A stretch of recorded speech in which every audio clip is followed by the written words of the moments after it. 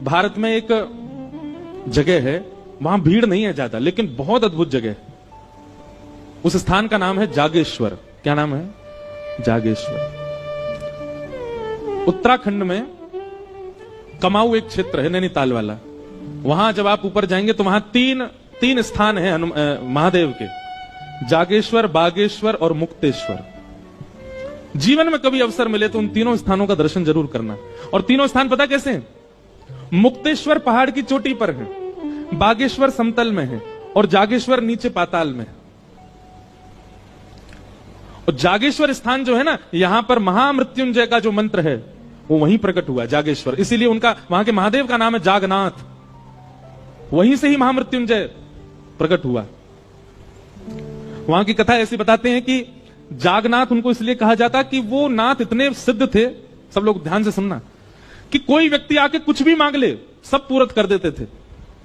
एक बार एक कहीं के राजा ने किसी अच्छे राजा की हिंसा की कामना उनसे की, वो तो सबको आशीष देते थे, बोले तथास्तु।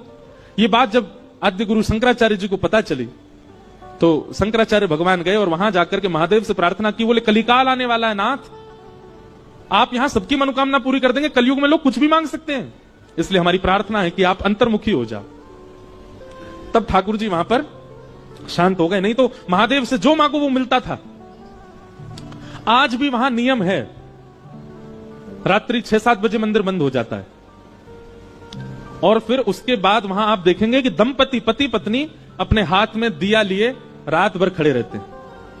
कहीं के भी बहुत सारे दंपति चारों ओर से मंदिर को घेर के ऐसे हाथ में दिया लेके खड़े रहते हैं। और कब तक खड़े रहेंगे? सुबह जब तक मंगला के दर्शन नहीं खुलेंगे तब तक खड़े रहते हैं। क्यों? मंगला होती जैसी वो दीपक महादेव को अर्पित करते हैं तो जिनको संतान नहीं है उनको संतान की प्राप्ति होती, ऐसा वहां कहते हैं।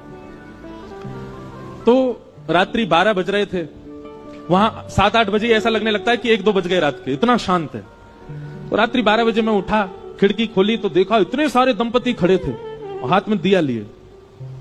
तब मैंने पूछा तो बोले ये सुबह जब मंगला होगी तब दिया रखेंगे और इन सबको संतान की प्राप्ति होगी।